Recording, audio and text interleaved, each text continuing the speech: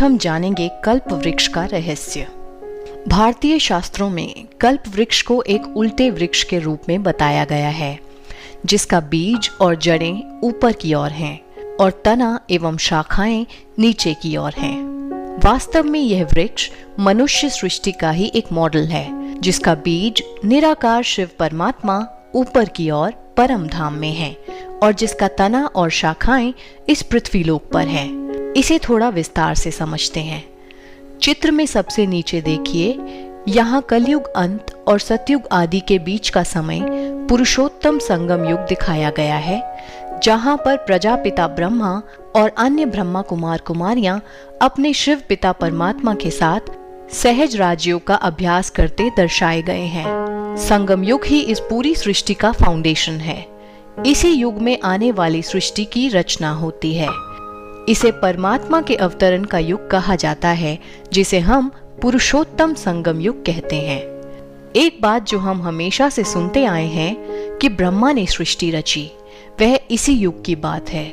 यही पुरुषों में उत्तम बनने का समय है, जिसमें खुद परम पिता परमात्मा शिव आकर नर को नारायण और नारी को लक्ष्मी बनाते हैं। जो आत्माएं संगम युग में ईश्वरीय आज्ञाओं पर चलकर स्वयं को पवित्र बनाती हैं, केवल वही आत्माएं सतयुग आदि से पुनः जन्म लेना आरंभ करती हैं। फिर सतयुग से इस सृष्टि की शुरुआत होती है। यह अति सुख का समय होता है, जहां दुख का नाम निशान भी नहीं होता, क्योंकि इसकी रचना स्वयं परमात्मा करते हैं, कोई मनुष्य मात्र नहीं। सतयुग त्रेता में देवी देवताओं का राज्य होता है।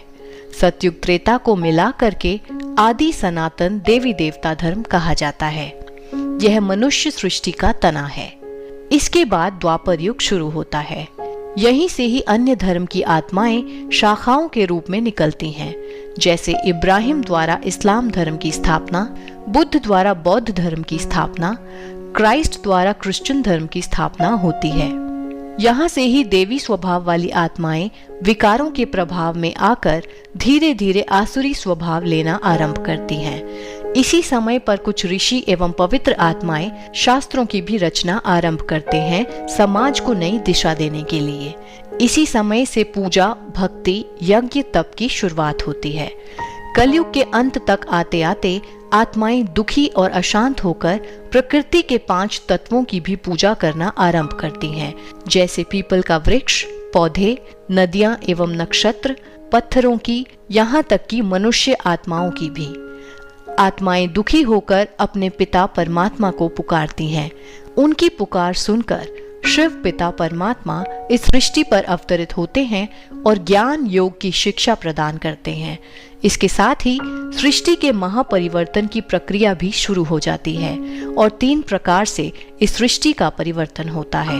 एक और जाति, धर्म, भाषा, देश आदि भेदों के आधार पर ग्रह युद्ध आरंभ होते हैं और दूसरी ओर प्राकृतिक आपदाएं बढ़ती हैं और तीसरी ओर विश्व युद्ध द्वारा एटॉमिक एनर्जी के द्वारा इस सृष्टि का महापरिवर्तन होता है।